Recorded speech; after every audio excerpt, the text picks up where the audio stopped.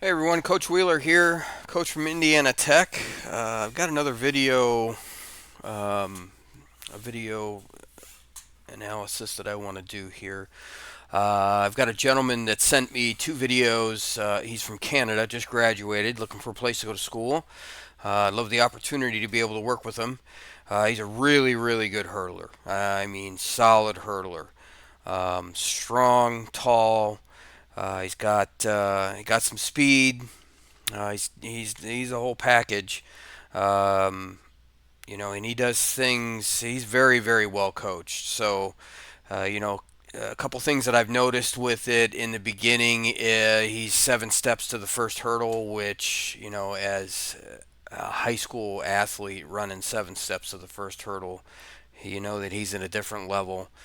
Does a really good job of holding his press on top of the hurdle and good wrap arm over the knee. And it's just really patient hurdler, and it puts sets him up in a position to be fast off of the hurdle, and then you put on top of that he's got some natural speed, and then all of a sudden you've got a really good, solid future college hurdler here. So let me bring it up here and we'll watch him. Nick is right here in lane 6, and I'm moving my cursor over the top of him here, and we'll just kind of watch what he does here. Now, I don't have my normal platform, so I can't stop and start like I normally can. Um, so we're just going to have to kind of watch this through the whole thing. But again, straight up and down here out of the blocks. Great press on top, good wrap of the knee. Freeze side is really good. Holds his press on top and gets a ton of speed off of the hurdle. That's and 795 is a great time for a high school hurdler going into college. So again, let's see that one more time. Now the thing that sticks out to me a little bit is his. You got your wrap arm here and the freeze side. The freeze side should be at the hip or the thigh, ideally, and it's not. It's right a little bit past the hip, which is causing an over rotation. And when he's over rotating, he has to recover from that, and he throws that wrap arm up in front of his face, and I want it to be straight up. So now we're eliminating a little bit of that rotation on top there. And let me get back to this. Gosh darn it. Not what I wanted to do. Uh, Here we are. Good. So we'll go through this again here really quick. Maybe you can see what I'm talking about now. It's ticky tacky, but it is scrubbing just a little bit of speed off of the hurdle, because when he comes off of the hurdle, he has to push across his body to keep himself aligned or in balance.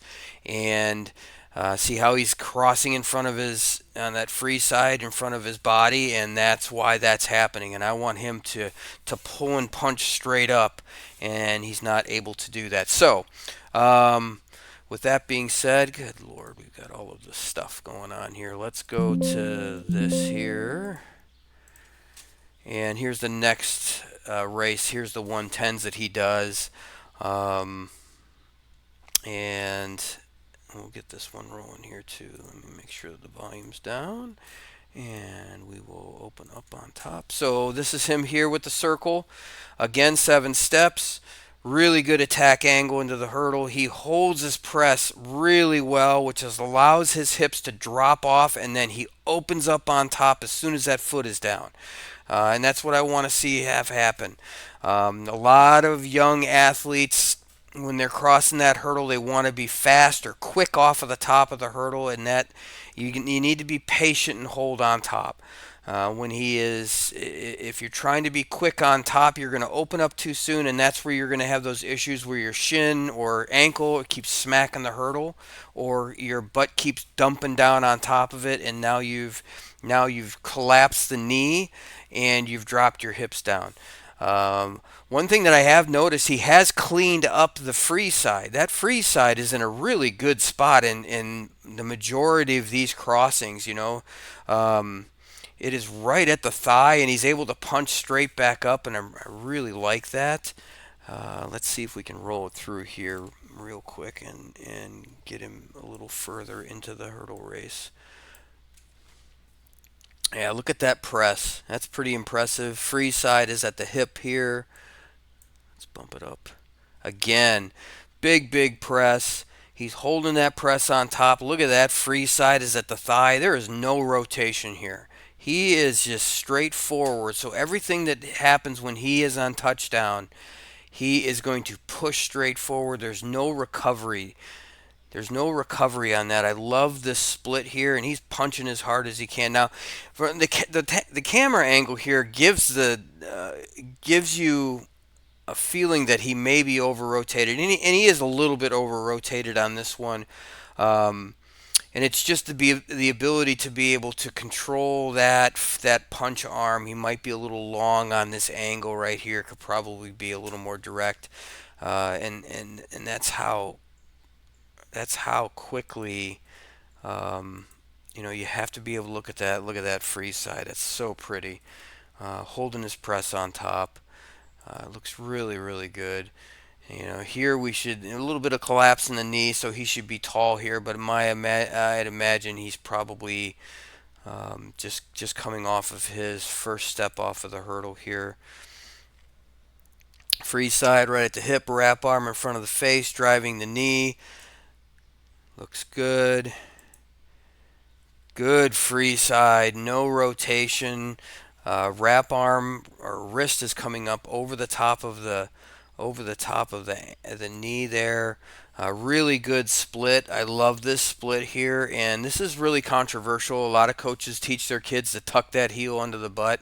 I don't do that. I want that rotation to be big and powerful. The longer you can push in this foot, the more speed you're going to maintain and or accelerate off of the hurdle.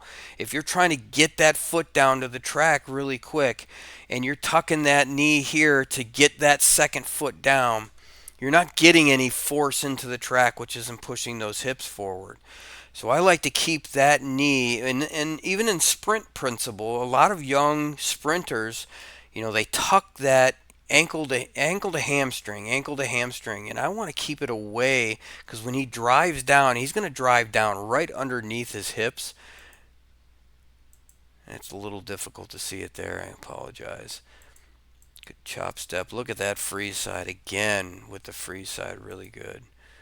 The only thing that I'm not liking here that I'm noticing is, man, we're leaning. That's the second step. We're leaning going into the third step. This is not a good position here. We need to be hurdlers that sprint, not sprinters that hurdle. I'm sorry, we need to be sprinters that hurdle, not hurdlers that sprint. And that's really important. You have to be a sprinter, not a hurdler. The hurdling is secondary, even though it's the most thing that's talked about. But if you're not, in a right position, he's not running through the line. He's running to it right here, trying to get that time faster, and he's not putting himself in a very good position. I mean, look at this. Straight forward, all of his momentum is going this way into the track. Knee, hip, ankle, everything is going this direction. It's going in where his eyesight is looking, and we want him to be, we want ankle, knee, hip, shoulders. He's got to be tall, even in this position. I mean, he's still probably 3, 4 steps away from that finish line, and we're leaning way too soon. That's just scrubbing time off. You could probably get 3/10 or, yeah, you could probably get 2 to 3 tenths of a second if you just hold on top. Now that's good. That's where he should be leaning. That's where everything should be forward. But man, everything is going to be in front of that heel when you're back here, and we want to make sure that we're sprinting through the line, not to the line.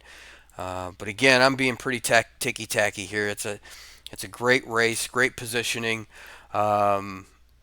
Yeah, I'm really liking it. I'd love to work with you, Nick. Your biggest transition is going to be getting on those 42s. And the best way to do that is to do as much work as you can on top of the 39s so that when you transition into 42 work, that you're going to be able to feel mistakes a lot quicker on top if you're doing it the right way on the 39s. because you're going to start to feel things aren't correct when you're doing 42, but you want to feel what's incorrect. And then you fix those as you start to work on the 42. So, yeah, your biggest, I'd love to be able to work with you, probably make your transition from the 39s to the 42s a lot quicker. Um, if you're able to have somebody that can recognize those things and work with you on that, that way your transition to that won't be 18 months, 12 months. It'll be more like 6 months, 9 months to be able to really clean that up and to be an efficient hurdler on a 42. So, nice job, really nice job. Looked really good. That's all I got. If anybody on here is seeing this and they want help, just reach out to me at the bottom down here, and I will get back in touch with you. Don't forget to subscribe to this because the algorithm will push this out to more people who are trying to learn hurdling, and I'd love to be able to help some people. So it's kind of what I do. Yeah, have a good day.